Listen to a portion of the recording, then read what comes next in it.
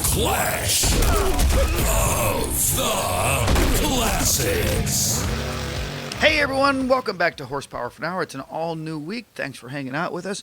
I'm Donnie. I'll be your guide here for the next few minutes with this Clash feature. Many of you know, oftentimes we will take two classic cars, we pit them side by side the past few weeks, and then on into the next few weeks.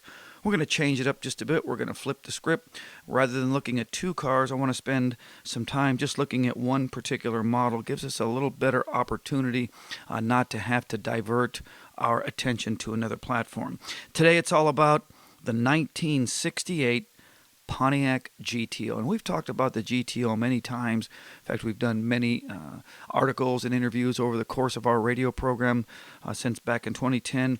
But it never gets old and never get tired of talking about the GTO. Definitely the poster child for American muscle cars. Whether you were a Mopar fan or a Ford fan, I think you have to bow in humility and agree this GTO is definitely one heck of a cool ride. Today's feature is made possible by the Automatic Transmission Rebuilders Association, or simply put, the ATRA. ATRA makes all of these battles possible. If you've got a transmission concern, you even think you have a transmission problem, check them out at atra.com. That's the Automatic Transmission Rebuilders Association. They are the largest transmission network in the world, as well as the oldest. They've been around a long time because they are the best. Well, let's talk about this GTO. When GM redesigned their intermediate platforms for 1968, in my opinion, there was no division that had a tougher act to follow than Pontiac. But talent, as it always does, rose to the challenge, and this new GTO emerged as, at least again, in my opinion, a brilliant blend. And I hope this doesn't sound corny, but beauty, brawn, strength, I mean, anything else you don't want to talk, any other descriptive adjective you want to throw on this car, I think would apply. It sustained the styling leadership of the 66 and then beyond that the 67 series, and its performance remained competitive against some of the ever tougher rivals. Now, in image, performance, and class, the Tiger, and that's what they call this. And interesting, it's ended up being a goat, but GM engineers in the early days coined the project the Tiger. But is the car to equal said Motor Trend in its survey of Detroit's 1968 muscle armada. So face it, said hot rod editors after their first drive in this new goat, this is Pontiac's era. This is, and that's a direct quote from Hot Rod magazine. But gone now, all of a sudden, no more pillared coupe. That left the two-door GTO, hardtop, and convertible. And again, with the best dash layout in supercar land, definitely this GTO qualifies. Curb weights were about 75 pounds, up about 75 pounds over 1967, but a wheelbase shortened from 115 inches to much nimbler, much more sturdy in the corners, down to 112 inches, and only 3 inches, but it made a huge difference. And then another year of suspension tuning and standard G78 14 tires improved the handling enough to rival that of the best GM intermediates, namely that Oldsmobile 442. That was one that GTO was kind of pitted against.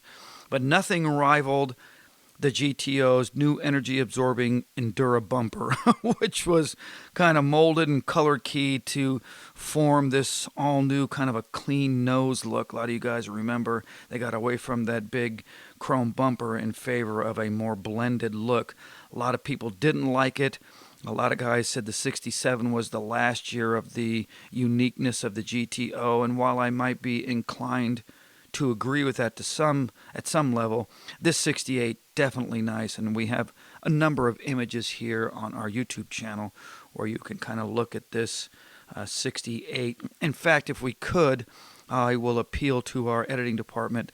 Let's contrast this with the 67 here right about this time so the folks can get a look at the 67 versus this all-new 68. Definitely a different look, but still, just because it's different, it is still uniquely cool. And then the 400 cubic inch 4-barrel V8 was the standard engine. The base version gained about 15 horsepower, up to 350, while that high output, and then the Ram Air editions climbed to, I think it was 360 horsepower. But today's horsepower for an hour, this feature with the GTO, again, make a quick shout out. It's all about ATRA. If you've got a transmission concern, you even think your transmission is slipping, you even have maybe a red dot in the driveway, check them out, atra.com. Back to the Pontiac. Pontiac replaced the original Ram Air engine with the Ram Air 2. Now, some of these improvements were pretty cool. They were new cylinder heads. A lot of you guys remember the head was changed structurally. It was changed at the corners. There was more of a pivot line as opposed to a squared line. Worked really well. Forged pistons, lighter valves. The compression was unchanged. Output rose to about, I think, and I don't have my notes in front of me, but I think it was right about 366 on the base horsepower. The Ram Air induction hardware was again shipped in the trunk for installation by the dealer. Now, all engines were available with Hurst-shifted stick or automatic shifters, and then though Ram Air cars came only with 433 gears and without air conditioning. So again, the Ram Air cars only had the 433 rear end differential ratio, and they did not have air conditioning. And then the steering, again, I liked the way this car handled. In fact, just before we did this interview, we had a chance to drive one. We were out at Full Throttle Customs in Southern California. We got a chance to look at one. I liked the way this car handled. It transmitted over 1967. It seemed like a little bit more road shock, and then there was a little less organic feel, but still, I like how it felt because of that shorter wheelbase. And then some sheet metal wasn't the stoutest, but in the increasingly treacherous muscle jungle, as they say back there in 1968, the new GTO, definitely one of the big cats of that time. Wheelbase on this one, as I said a moment ago, shortened from 115 to 112. The weight on this car was 3,800 pounds. And then the price back in those days, 1968, a little taller than a lot of other vehicles at $4,300.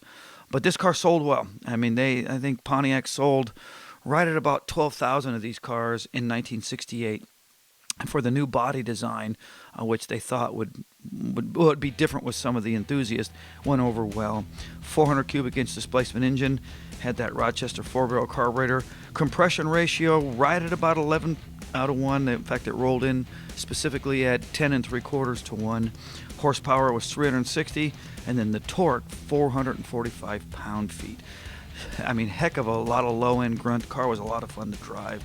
0 to 60 in 6 seconds, and then went through the quarter mile right at just a tad over 14 seconds. So definitely a cool ride for 1968.